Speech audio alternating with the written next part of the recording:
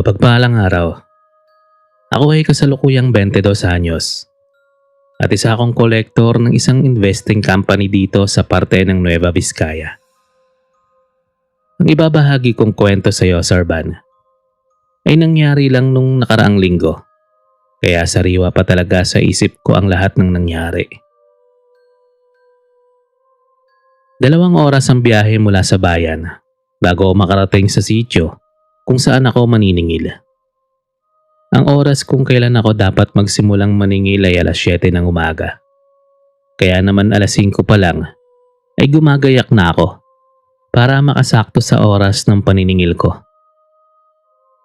Pero nung nakaraang linggo ay nahuli ako ng gising at alas 5:30 na ako nagising.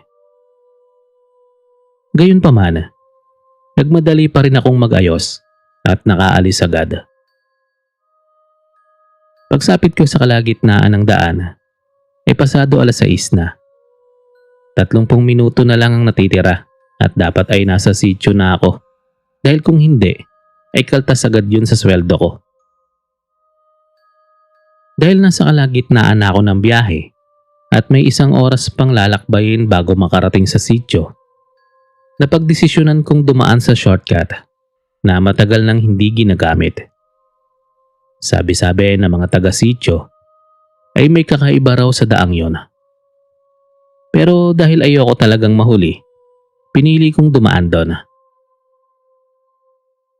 Maayos pa naman nung una. Malamig ang simoy ng hangin at kasabay noon ang ingay ng mga ibon. Pero habang nasa kalagitnaan na ako ng daan, ay parang nag-iba ang pakiramdam ng paligid. Parang paliit ng paliit ang hangin. Sigurado ako doon dahil may asma ako at medyo kinakapusta ako sa paghinga. Alam ko agad kapag kulang ang hangin sa paligid. Napansin ko rin na wala na akong naririnig na huni ng mga ibon. Maging ang sikat ng araw ay parang nawala. Kanina ay maliwanag pa. Pero ngayon ay kakaunting sinag na lang ang tumatama sa mga puno. May mga parte pa ng daan na napakadilim. Hindi naman ako agad nagtaka dahil napakaraming puno doon at maaaring nahaharangan lang ng mga dahon ng sikat ng araw. Ang ginawa ko ay binuksan ko na lang ang ilaw ng motor ko at nagpatuloy sa pagmamaneho. Habang nagdadrive ako, ay napansin kong nadaanan ko ang isang napakalaking puno na hindi ko matukoy kung anong klaseng puno yon dahil nun ko lang nakita. Ilang minuto pa ang lumipas. Habang nagdadrive ako, ay napansin kong nadaanan ko na naman ang parehong malaking puno. Hindi pa ako nagpanik nun. Sa isip ko, baka may kapareho lang na puno dahil nun lang ako dumaan sa lugar na yon. Nagpatuloy pa rin ako, Sir Van. Pero sa ikatlong pagkakataon, ay nadaanan ko na naman ang parehong puno. Doon na ako nagsimulang magtaka. Para makasigurado, tinanggal ko ang bag ko at iniwan ko sa ilalim ng puno. Pagkatapos ay umandar ulit ako gamit ang motor ko. Ilang minuto ang lumipas at bigla ko na namang nakita ang parehong puno. At sa ilalim nito ay naroon pa rin ang bag ko. Doon na ako kinabahan. Paulit-ulit kong nadadaanan ang punong yon. Kaya napagdesisyonan kong bumalik na lang. Tinaha ko ang daan kung saan ako nanggaling. At napansin ko lang ay diretso na ang daan. Samantalang kanina ay kurbada yon. Nakaramdam na ako ng takot at pangamba. Dahil sigurado akong yun ang dinaanan ko kanina. Binilisan ko na lang ang pagpapatakbo ng motor dahil hindi na talaga maganda ang pakiramdam ko. Pagkaraan ng ilang sandali ay nadaanan ko na naman ang puno. Doon na ako sumigaw dahil sa halo-halong emosyon na nararamdaman ko. Mula sa bag ko ay kinuha ko ang cellphone ko at binala kong humingi ng tulong. Pero hindi bumubukas ang cellphone ko. Kahit ilang beses ko pong ilong press ang power button ay ayaw talaga nitong magbukas. Hindi naman yun lobat dahil full charge pa yun kanina. Sa sobrang takot ko, ay naalala ko ang palaging kinakwento ng mga taga-sityo. May isang babae raw na minsang naligaw din sa daang yon. Ang ginawa daw niya ay binaligtad niya ang damit niya at doon lang siya nakalabas. Kung tutuusin, Sir Van, para sa akin ay wala yung katotohanan dahil hindi naman ako naniniwala sa ganung bagay. Pero sa sitwasyon ko noon, ginawa ko pa rin. Binaligtad ko ang damit ko, pati ang sapin at underwear ko. Hindi ko na inisip kung pagtawanan man ako ng mga taga-sityo. Ang mahalaga ay makaalis ako sa lugar na yon. Pagkatapos nun ay pinaandar ko muli ang motor ko at nagpatuloy sa biyahe. Sa una ay diretso pa ang daan. Pero habang tumatagal ang biyahe ko, ay napansin kong unti-unti itong nagiging kurbada. Doon ko naisip na yun na ang dinaanan ko kanina. Maya-maya lang ay nakalabas din ako sa lugar na yon. Kaya dumiretso na ako sa sityo. Ngunit pagdating ko ron ay laking pagtataka ko dahil tinanong nila ako kung bakit Biyernes na raw ako naniningil. Mas lalo akong nagtaka dahil Huwebes pa lang dapat nung araw na yon. Kaya ipinakita nila sa akin ang oras at petsa sa kanilang cellphone. Nakalagay doon na Biyernes na nga. Ikinuwento ko sa kanila ang nangyari sa akin. Ang sabi nila ay mabuti na lang daw at naalala ko ang ginawa ng babaeng naligaw nun. Kung hindi raw ay posible na hindi na ako nakalabas sa lugar na yon. Ayon pa sa kanila, iba raw ang takbo ng oras sa lugar na yon. Ang katumbas daw ng ilang segundo doon ay maaaring maging isang buong araw sa normal na mundo. Hanggang ngayon, Sir Van, malaking trauma pa rin sa akin ang nangyari. Kaya tuwing nalilate na akong magising, ay hindi na talaga ako dumadaan sa shortcut na yon.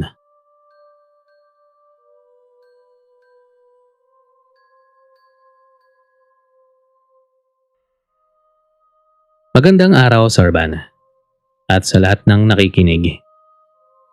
Isa po akong taxi driver at sa tagal ko na sa kalsada, marami na rin akong karanasang hindi maipaliwanag. Hindi lang isa o dalawa, kundi maraming beses na. Pero ang ikukwento ko ngayon ay tungkol sa isang pasaherong hinding-hindi ko makakalimutan. Bandang 4:00 ng umaga noon, nang gumayak ako para mamasada.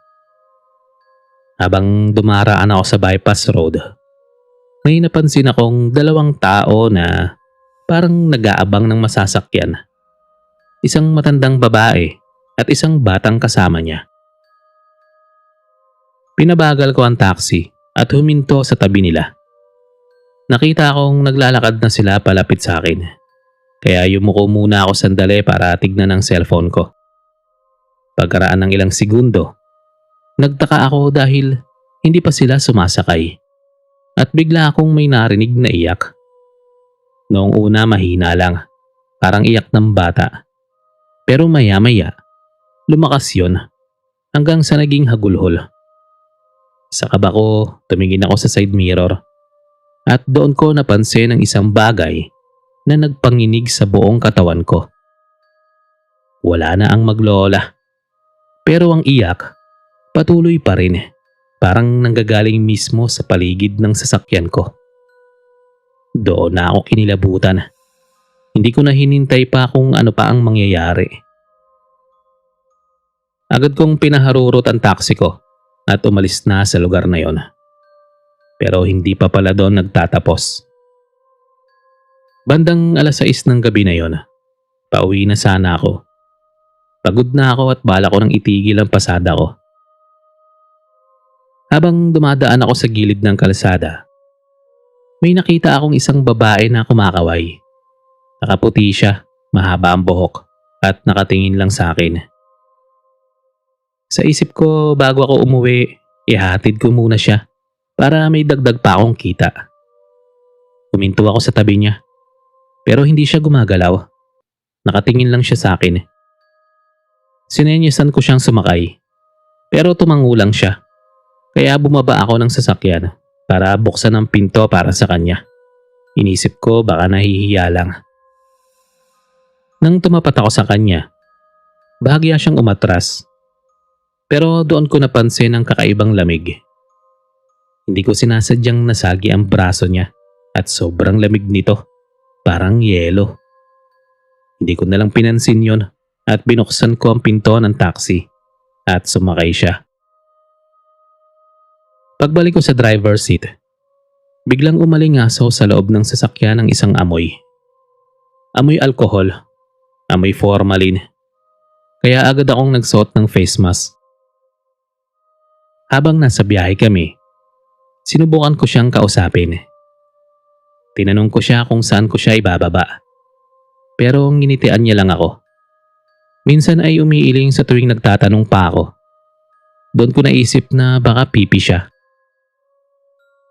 Pagdating namin sa tapat ng isang bahay, bigla kong naramdaman ang malamig na kamay na dumampi sa balikat ko.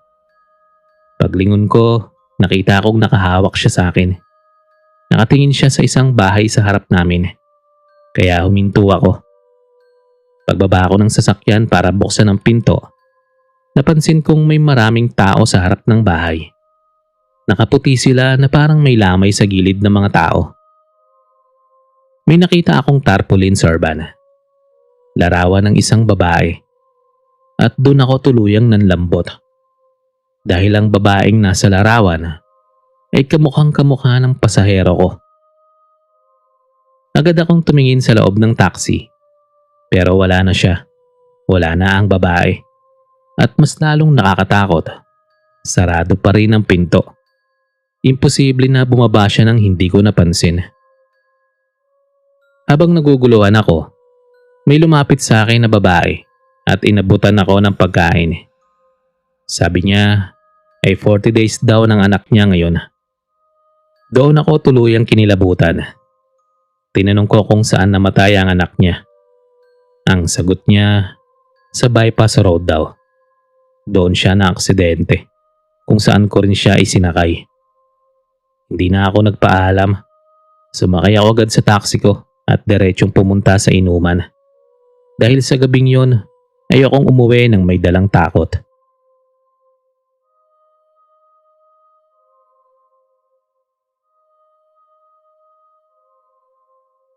Magandang araw, Sorban.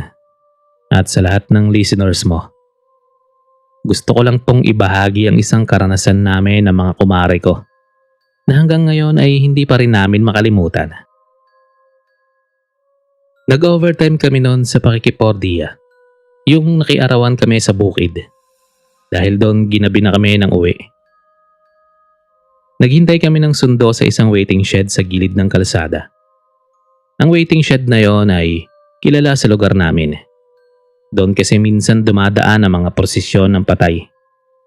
May usap-usapan din na may mga bangkay raw na minsang nailibing sa paligid nun.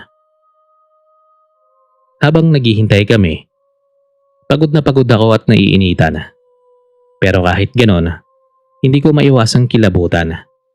Parang may kung anong hindi ko maipaliwanag na pakiramdam. Ang mga kumare ko naman ay nagsisiksikan at nagkukwentuhan. Kaya pinilit kong baliwalain ang pakiramdam ko. Pagkaraan ng ilang minuto, may narinig akong parang may dumaan sa likod namin. Parang may hangin na gumagalaw at may mga dahong naaapakan. Ang mas nakakakilabot pa, umuugong ang mga puno kahit wala namang malakas na hangin.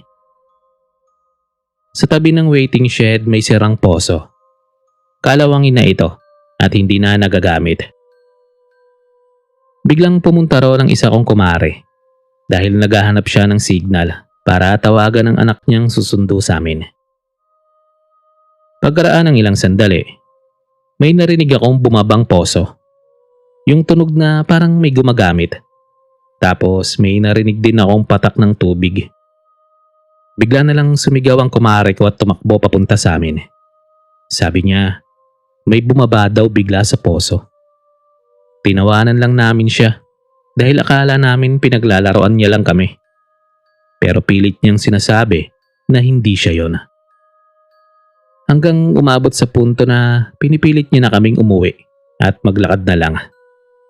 2 oras ang layo ng bahay namin. Hindi kami pumayag dahil madilim at wala kaming dalang ilaw. Hanggang sa biglang nag-angat baba ang poso. Mag-isa lang na imposible talaga dahil walang taong gumagamit. Doon na kami sabay-sabay nagsigawan. Sa sobrang takot ko, kinuha ko ang bag ko at tumakbo.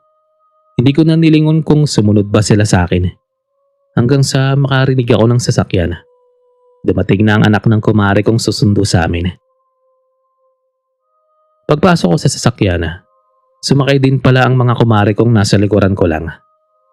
Pagkatapos ng pangyayaring yun, parang naiwan ang diwa ako sa waiting shed.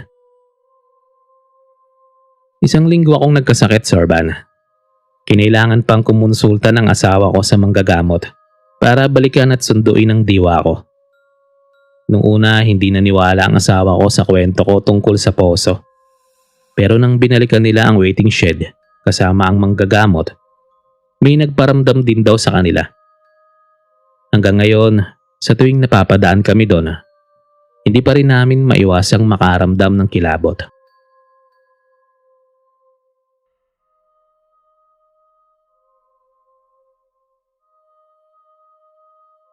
May kasabihan na para daw tumibay ang isang tulay, may mga lugar na nag-aalay ng dugo ng tao.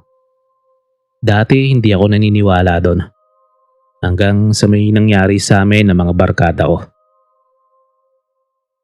Sa isang tourist spot ito sa Isabela. Hindi ko na sasabihin ang eksaktong lugar para hindi masira ang imahe nito.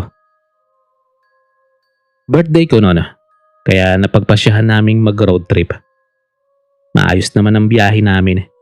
Nagiinuman kami habang nagkukwentuhan. Hanggang sa naubusan kami ng alak. Nagdesisyon kaming bumili sa isang tindahan na nasa kabilang side ng tulay. Habang nasa gitna kami ng tulay, biglang pinahinto ng barkada kong driver ang van. Bigla siyang bumaba, kaya nagtaka kami at sumunod sa kanya. Pagbaba ko, agad akong sinalubong ng malamig na hangin. Sobrang lamig, kahit naka-jacket naman ako. Tinanong ko siya kung ano ang nangyayari. Sabi niya, parang may nasagasaan daw siya kanina, kaya tinitignan niya. Pagkatapos ay sinabi niyang pumasok na muna kami sa loob ng van.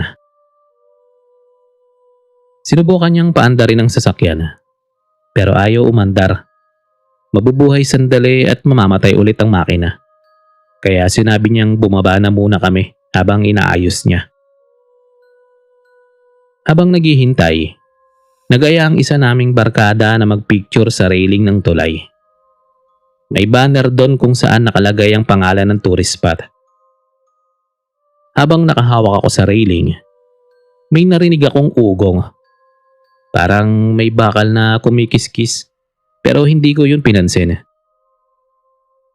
Habang nakatayo ako, may naramdaman akong malamig na dumampi sa balikat ko. Hindi siya mabigat, pero sobrang lamig. Paglingon ko, wala namang tao sa likod ko. Pinagpag ko na lang ang balikat ko at nagpatuloy sa pagkuha ng litrato. Ilang minuto pa ang lumipas. Biglang nag-aya ang barkada naming si May na bumalik na sa van. Nanginginig siya at namumutla ang mukha niya. Tinawanan siya ng iba naming barkada dahil kilala siya na madaling matakot. May third eye daw kasi siya, pero bigla siyang nagsalita. Sabi niya, may nakikita raw siyang 3 tao sa tabi namin. Duguan daw ang mga ito at sila daw ang mga kaluluwang inalay sa tulay.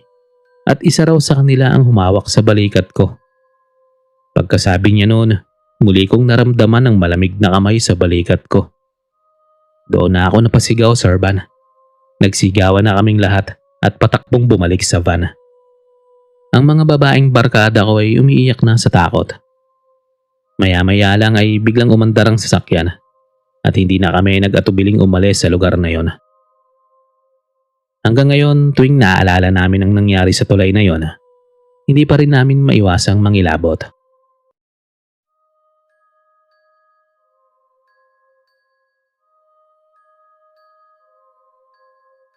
Mapagpalang araw sa iyo, Sir Van.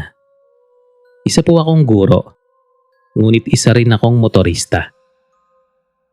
May isang bahagi ng kalsada sa amin na tinatawag naming Nagsyete.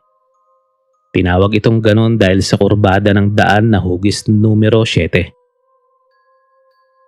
Kilalang accident prone ang lugar na yon. Marami na raw kasing nadidisgrasya doon. Ayon sa mga kwento ng matatanda, may white lady daw na sumasakay sa mga motorista at siya ang nagiging dahilan ng mga aksidente. Sa totoo lang, hindi ako naniwala sa mga ganong kwento. Para sa akin, baka nagkataon lang na maraming nadidisgrasya doon dahil rough road at matarik ang kurba ng daan. Isang Sabado ng hapon, napagplanuhan namin ng barkada ko na mag-unwind. Sa madaling salita, mag-joyride.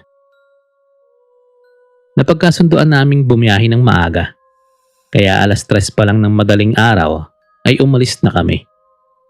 Ang plano namin ay makarating sa kalahati ng biyahe bago pa sumikat ng husto ang araw. Nauna ang kaibigan ko at ako naman ay sumusunod lang sa likod niya. Bukas pa ang ilaw ng mga motor namin dahil madilim pa ang paligid. Habang papalapit kami sa Nagsyete, napansin kong bumusina ng bumusina ang kaibigan ko. Paminsan-minsan ay sumisilip pa siya sa gilid ng motor niya, lalo na sa side mirror. Hindi ko agad naintindihan kung bakit gano'n ang ginagawa niya. Patuloy lang siya sa pagbusina hanggang sa tuluyan na kaming makarating sa bahagi ng daang tinatawag na Nagsyete. Doon na nagsimulang magbago ang pakiramdam ko. Bigla kong naramdaman na parang bumigat ang paligid. Mula sa likod ko ay may malamig na hangin na dumampi sa aking katawan. Kahit naka-leather jacket ako noon. Hindi ko may paliwanag kung bakit. Pero bigla na lang nagtindigan ang mga balahibo ko.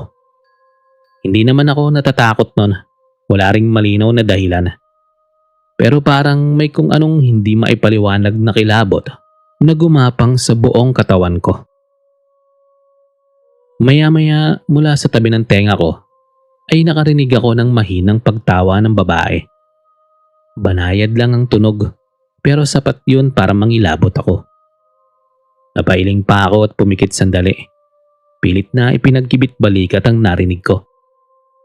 Sinabi ko sa sarili ko na baka imahinasyon ko lang yon. Pagkatapos nun ay tumahimik na muli ang paligid. Nang tumingin ako sa unahan, sa direksyon kung saan naroon ang kaibigan ko. Mula sa likod niya, malinaw kong nakita na may nakaangkas sa motor niya. Isang babae, nakaputi. Mahaba ang buhok at kakaiba ang putla ng balat. Doon na ako tuluyang kinabahan. Agad kong binusinahan ang kaibigan ko. Umabot pa sa puntong sinigawan ko siya habang pinapahinto ang motor. Pero parang wala siyang naririnig. Patuloy lang siya sa pagmamaneho na parang walang nangyayari. Hanggang sa nakita ko mismo ang babae. Itinaas niya ang 2 kamay at saka tinakpan ang mga mata ng kaibigan ko. Sa mismong sandaling yun, sumemplang ang motor niya. Hindi na ako nag-isip pa. Agad kong pinaharurot ang motor ko papunta sa lugar kung saan siya natumba. Sa kabutihang palad, pagdating ko ron ay naipit lang ang kaibigan ko at bahagya pa siyang nakabalanse. Agad kong binangon ang motor at tinulungan siyang makatayo. May kaunti siyang sugat at hirap siyang gumalaw. Imbis na umuwi kami, dinala ko na agad siya sa ospital. Habang nasa biyahe kami papunta ron, doon niya ikinuwento kung bakit pala siya busina ng busina kanina. Sabi niya, may babaeng humahabol daw sa akin habang nasa daan kami. At nang makarating na kami sa Nagsyete, doon na raw sumakay ang babae sa likod ng motor ko. Ayon pa sa kanya, nang mawala raw ang babae sa likod ko, ay akala niya ay tapos na.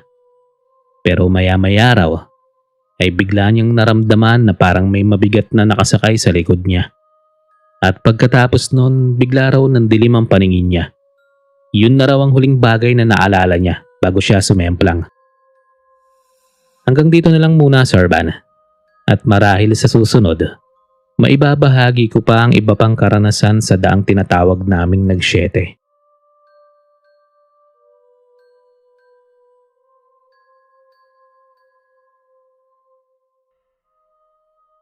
Hi, Sir Van. Magandang gabi po sa inyo at sa lahat ng mga listeners nyo. Gusto ko lang ibahagi ang isang kwento tungkol sa isang lugar sa amin na tinatawag naming Duyang Daan. Tinawag itong ganon dahil ang mga kurba ng daan ay kahawig ng galaw ng isang duyan, paalon-alon at paikot-ikot. Sa lugar na yon, maraming nagsasabi na may mga espiritu o kaluluwang nagpapakita. Maging ang sarili kong mama ay nakaranas na rin ng kakaibang pangyayari doon. Isang beses daw habang nagtatanim siya sa gilid ng daan, dahil doon niya ginawa ang maliit niyang mini garden, may narinig daw siyang tumatawag sa kanya ng mama. Paulit-ulit daw yon. Sa unang pagkakataon nakala niya ako yon dahil kahawig ng boses ko. Sa tuwing sumasagot naman siya, bigla itong tumatahimik. Pagkaraan ng ilang sandali, maririnig na naman niya ang boses na tatawag ng mama. Doon na nakahalata ang mama ko. Hindi na raw niya ito sinagot dahil pakiramdam niya ay may kung anong naglalaro sa kanya. Ang sumunod namang karanasan ay nangyari sa tiyo kong lasing. Bandang 7:00 ng gabi, dumiretso siya sa bahay namin. Pagpasok pa lang niya ay tinanong niya kami kung nakita raw ba namin ang babaeng nasa likod niya kanina. Nagtinginan kami ni mama dahil wala naman kaming nakitang kasama niya. Ang kwento niya, habang dumadaan daw siya sa duyang daan, biglang namatay ang motor niya. Pagkatapos nun ay may babaeng lumitaw at tinulungan pa raw siyang itulak ang motor. Pero ang kakaiba, ang sabi niya ay puro putik ang itsura ng babae. Hindi pa kami naniniwala nung una, pero nang silipin namin ang likod ng motor niya, may hulma na parang may umupo doon. May mga bakas ng putik sa upuan ng motor. Dahil sa nangyaring yon ay may isa pa siyang kwento. Minsan daw ay nakatulog siya sa duyang daan, sa may bandang kariton, matapos silang mag-inuman ng mga kaibigan niya dahil katatapos lang nilang mag-treasure. Bandang madaling araw nagising daw siya bigla at sa paanan niya may nakita siyang itim na figura. Isang taong napakalaki ng katawan. Nakatayo lang at nakatingin sa kanya. Wala raw siyang kasama nun dahil sa palagay niya ay iniwan siya nang nakatulog siya. Sa takot daw niya tumakbo siya pa uwi sa bahay at doon na lang natulog. Naalala niya raw na sabi ng matatanda, kapag may tumawag sa iyo at nangilabot ka, huwag na huwag mong sasagutin. Kasi senyales yan na hindi mo kamag-anak ang tumawag sa iyo, kundi baka multo o elemento. Hanggang dito na lang, Sir Van. Sana ay maibahagi niyo ang munting kwentong ipinadala ko.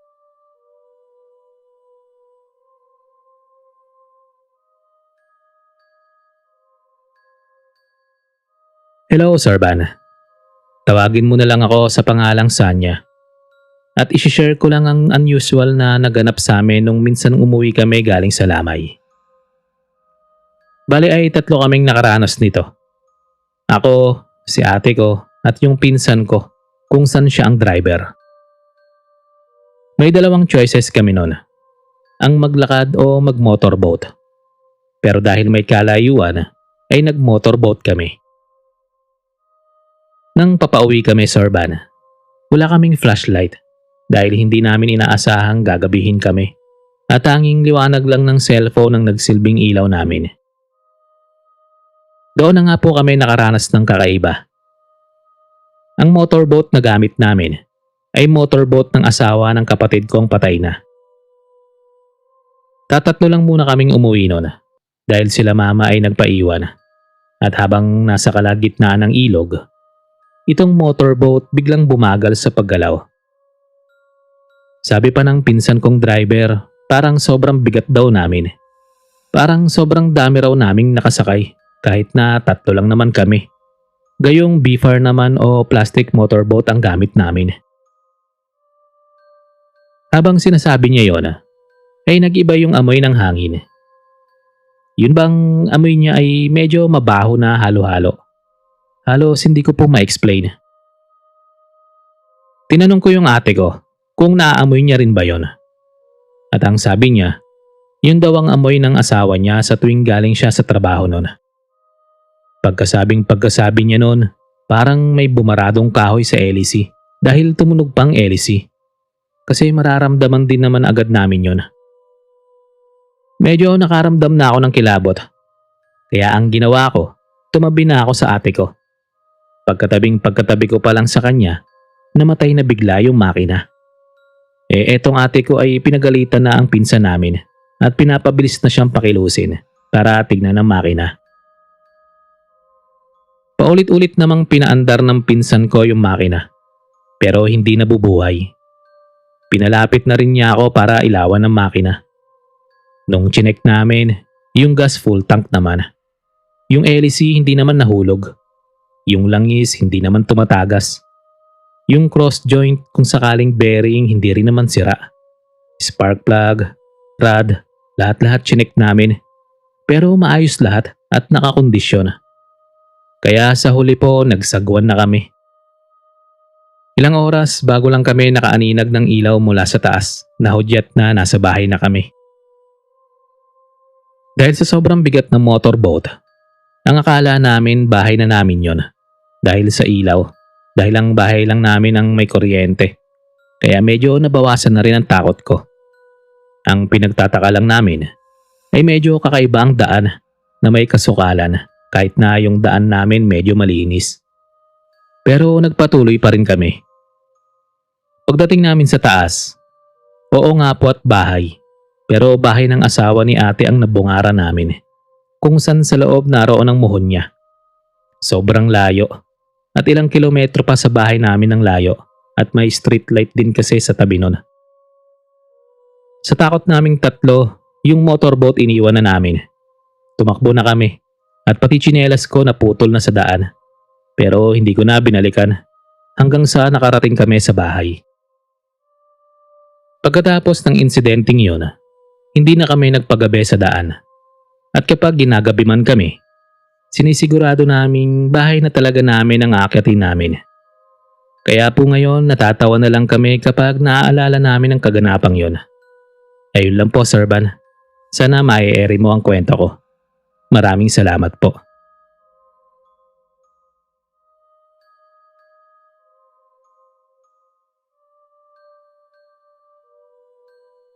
Magandang araw, Sir Van. Ako ulit ito, si Yara. At idederecho ko na po. Maraming nagpaparamdam na mga multo sa parte ng bahay namin. Umabot na rin po sa puntong hindi na sila basta paramdam dahil may pinatay na siyang tao dahil lang po sa isang puno. Ayon sa mama ko, ay may dating mag-asawang nanirahan sa taas ng bahay namin sa may tabi mismo ng banaba at sila rin pala ang nagtanim ng punong yon. Kasi sa taas ng bahay, naroon nakatirik ang puno ng banaba na kung saan hindi ko alam kung ilang taon nang nakatirik sa bandang yon. Ngayon po, tinatawag ng ilang lumpang may multo sa parting yon dahil sa kwento ng mama ko. Chinap-chap ng babae yung lalaki at itinapon niya ang katawan ng lalaki sa ilog. Dahilan para magkalat ang dugo niya sa ilang parte ng lupa. Palaging may bumibili sa lupa namin. Pero sa tuwing tinataniman na nila yon, nagiging tuyot ang dahon sa hindi malamang dahilan kahit punuin na nila ng abono. Pero ang malaking pagtataka lang namin, nang minsang sinubukang magtanim ng mais nila mama sa lupa. Maganda ang paglago nun at hindi natuyot. Taong 2020, Sir Van. May bumiling mag-asawa sa lupa. Isang umaga, tinatanaw ko sila sa bintana kasi nagtatanim sila para sa first cropping. Habang nasa ganong sitwasyon, ay nagpantig ang tenga ko. Hindi ko naman yun binigyan pansin nung una. Hanggang sa may naramdaman akong parang katawang lumapit sa may likod ko. Pagkatapos may boses na bumulong sa likod ko at sabi niya palayasin daw namin ang dalawang mag-asawa dahil ayaw niya sa kanila. Yung boses niya, Sorban, ay garalgal tapos pang babaeng matanda. Pagtingin ko sa likod ko, wala namang tao. Hindi naman agad rumehistro sa isip ko at lumingon-lingon pa ako noon. Parang pilit ko pang hinahanap kung nasaan yung bumulong. Hanggang sa parang nag-sink in na sa isip ko na ako lang mag-isa. Doon lang ako kumaripas ng takbo. Parang yung katawan ko doon na rin nagsimulang mag-react kasi habang tumatakbo ako, nangangatog yung tuhod ko at nagtayuan ang balahibo ko. Nakalimutan ko rin naman yun agad. Hanggang sa paglipas ng ilang linggo, yung banaba na puno ng basura. May nakasabit pa sa puno at ang nakikita kong may gawa nun ay yung mag-asawa. Isang normal na linggo matapos kaming magmisa. Nang napadaan kami sa may banaba. Itong isang kasama namin na tawagin na lang nating Kuya Jess. Sabi may nakikita raw siyang taong nakatayo sa banaba. Kinakawayan daw siyang lumapit. Hindi naman namin inintindi yon. Tinawanan pa nga namin siya dahil akala namin nun umiral na naman ang pagiging joker niya. Dahil jokeris kasi yon. Hanggang sa bumulagta na lang siya sa may lupa. Doon na kami parang naalarma nila mama. Nilapitan na namin siya. At nung hahawakan siya ni mama, bigla siyang dumilat. Diretso tayo. Hindi po namin siya tinulungang tumayo. Basta parang may tumulak na lang sa kanyang tumayo. Tinatanong siya ni mama kung anong nangyari sa kanya. Pero si Kuya Jess, diretso sa puno ng banaba. Hinatak yung basura at pinagtatapon. Paglingon niya sa amin, iba na yung itsura niya. Parang umitim yung buong mukha niya. Pagkatapos ay nagwala na siya. Mabilis siyang lumapit sa kasamahan namin. At akma pa nga sanang sasakalin yun. Buti na lang hinila siya ng isa sa kasamahan namin. Nagpanik na kaming lahat. Nagsisigawan na kami sa banaba. At maya-maya naglapitan sila papa kasi nasa bahay sila at kasama na rin doon yung mag-asawa. Nagwawala pa rin si Kuya Jess. Pero nang dumapo yung tingin niya sa mag-asawa, sabi niya palayasin daw namin sila dahil ayaw niya sa kanila. Pinahiga na siya noon nila papa dahil parang gusto na naman niyang atakihin yung mag-asawa. Parang rumehistro sa akin yung boses niya dahil yun din yung boses na bumulong sa akin. Nangatog na naman ang tuhod ko at nagsimula na akong manginig nun. Hinila na rin ako ni mama dahil parang nahalata niya ang kalagayan ko. Hanggang sa itong lalaking asawa o tawagin na lang nating Tio Ramir, pinagtawanan siya. At ang sabi niya buhusan namin ng gasolina si Kuya Jess para mawala yung sumapi. Sa isang iglap, tumigil sa pagwawala si Kuya Jess. Umalakhak siya at walang pasabing hinatak ang kamay niyang hinahawakan ni Papa. Nag-ukit siya sa lupa ng pakrus. At sabi niya, kung sino man daw ang pumutol sa puno, puputulin niya rin ang buhay. Pagkatapos nun, parang naging lantang gulay si Kuya, kaya kinarga na siya at dinala sa bahay. Kinabukasan, umagang-umaga, nakarinig kami ng tunog ng chainsaw. Pagsilip ko sa bintana, nakita ko si Tio Ramir. Chine-chainsaw yung puno. Si mama nun binalak lumabas pero pinigilan siya ni Papa. Pagkaraan ng ilang araw, humingi sa amin ng service si Tio Ramir dahil namaga ang paa at kamay niya at may nakikita rin daw siyang babae sa tuwing sasapit ng takip silim. Dahilan daw pala kung bakit niya pinutol ang puno ay dahil nahaharangan ito ang liwanag ng araw at hindi tumatama sa mga mais. Nag-service naman kami, Sorban. Pero pagkasakto ng gabi ng linggo, kung saan 1 week matapos niyang i-chainsaw ang puno, isang gabi na lang kita naming may mga nagsisigawang tao sa may banaba. At yung isang anak ni Tio Ramir sumisigaw na sa amin ng tulong. Nang pumunta kami sa banaba, nag-iiyakan ang pamilya ni Tio Ramir. Samantalang si Tio nakahiga sa lupa kung saan nasa tabi ng banaba. May kaunting dugo sa ilong at nakamulat ang mata niya at purong puti na. Ang sabi ng isang anak niya, bigla na lang daw umalis si Tio Ramir sa bahay nila at pagkaraan ng ilang oras, wala pang bumalik at nung sinundan nila siya, naroon na siya sa punong wala ng buhay. Nagkakagulo na kaming lahat hanggang sa narinig na lang naming umandar yung chainsaw sa bahay nila. Sobrang lakas na animo ay may gumagamit nun kasi habang tumatagal, palakas ng palakas yung tunog. Ang sabi ng isang anak ni Tio Ramir, wala daw naiwang tao sa bahay nila. Nagtulong-tulong kami sa paghahanap ng masasakyan at dinala nila si Tio Ramir sa ospital. Pero dead on arrival na po siya. Ang sabi ng doktor, kinamatay niya raw ay high blood at ang isa pa nadali raw siya ng COVID. Pero paano? Gayong hindi naman sila lumalabas papuntang bayan. Umalis na rin pamilya ni Tio Ramir pagkatapos ng nangyari. Sa ngayon, Sir Van, ang puno ng banaba sa taas ng bahay ay hindi kagaya ng ibang puno na kapag pinutol hindi natutubo. Pero ang banabang pinutol ni Tio Ramir na sana ay ugat na lang ang natira, buhay na buhay pa rin at lagong-lago ang dahon.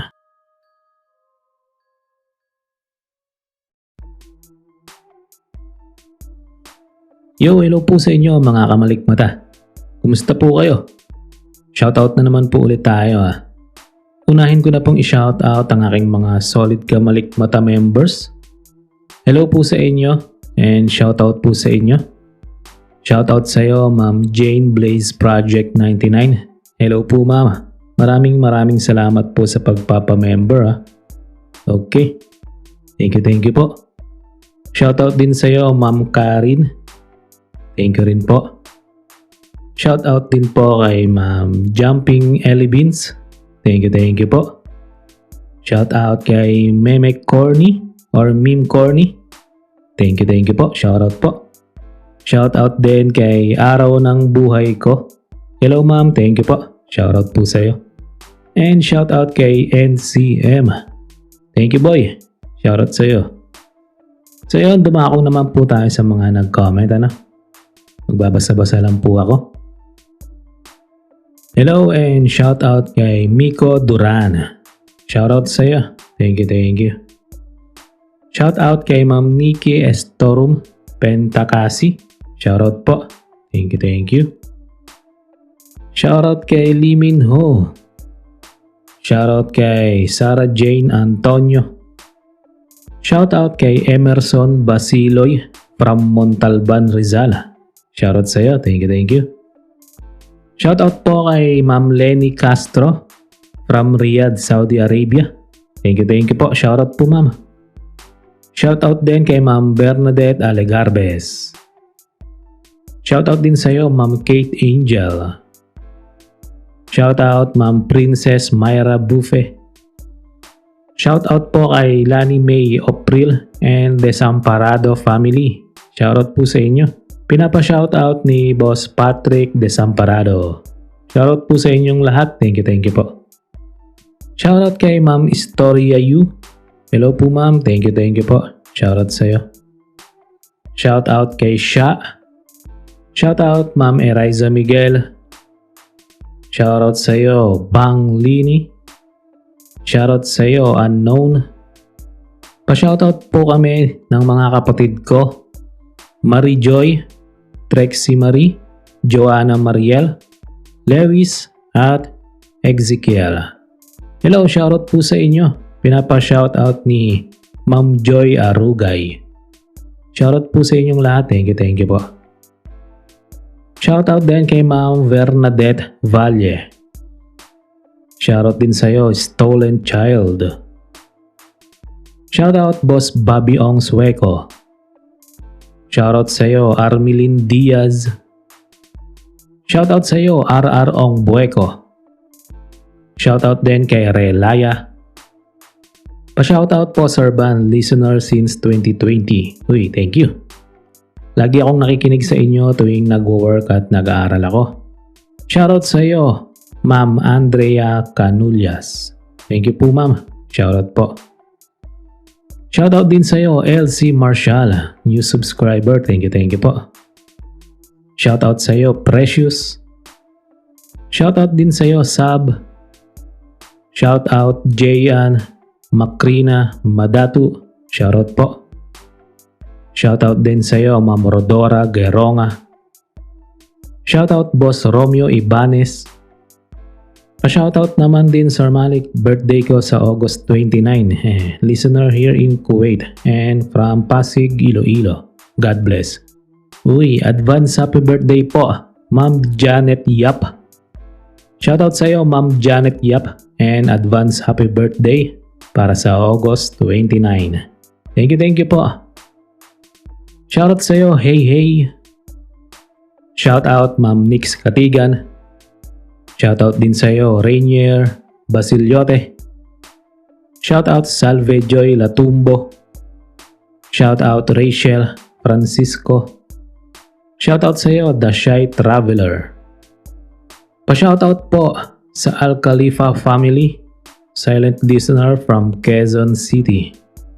Shoutout sa Al Khalifa family. Shoutout po. Pinapa-shoutout ni Ezra. Thank you po. Shoutout po sa inyo. Shoutout sa iyo Ezekiel. Shoutout sa iyo Lucas. Shoutout Mesh Gaming. Shoutout sa iyo Mr. Calls. Shoutout Leisha. Shoutout sa iyo Ma'am Maria Princess. Thank you po ma'am. Shoutout Mike and Migs. Shoutout Kyrie Santillanosa. Shoutout Ma'am Bridget Manalak. Shoutout sa iyo Ma'am Miatski. Shoutout Ma'am Liza Aereo. Shoutout Ma'am Anoch Nibla. Shoutout sa iyo Jill Lee. Shoutout po. Shoutout Miss Mist. Shoutout sa iyo Marco Renz Layog. Shoutout Ma'am Rosalie Lagdaan. Shoutout sa iyo Boss Nestor Bauyon. Shoutout V20. Shoutout sa iyo Sammy Saurus Levy. Tama ba? Shoutout po. Shoutout din sa iyo AI Edition. Shoutout Redford Sim. Shoutout sa iyo Dark Fenrir. Shoutout Ila Hadid. Shoutout din po sa iyo Ma'am Mea Nolitsak. Shoutout Sofia Kyla Filipina. Shoutout sa iyo Jen's Journey to Me. Shoutout sa iyo Narayani Katan from Pateros. Shoutout po. Shoutout sa iyo Kuya CJ. And shoutout sa iyo Boss Sunny Ranyola. Alright, hanggang dito na lang po ulit ang ating shoutout mga kamalikmata. Comment lang po kayo sa ating mga videos para masama ko kayo sa susunod nating shoutout. So yun, subscribe po kayo sa mga side channel ko ha. Masid, tsaka yung parang normal stories. Ayun lang po, muli. Ako po si Ban Malik, ang inyong narrator. Ako po ay lubos na nagpapasalamat sa inyong lahat. Kita-kits po sa mga susunod na video and kwento.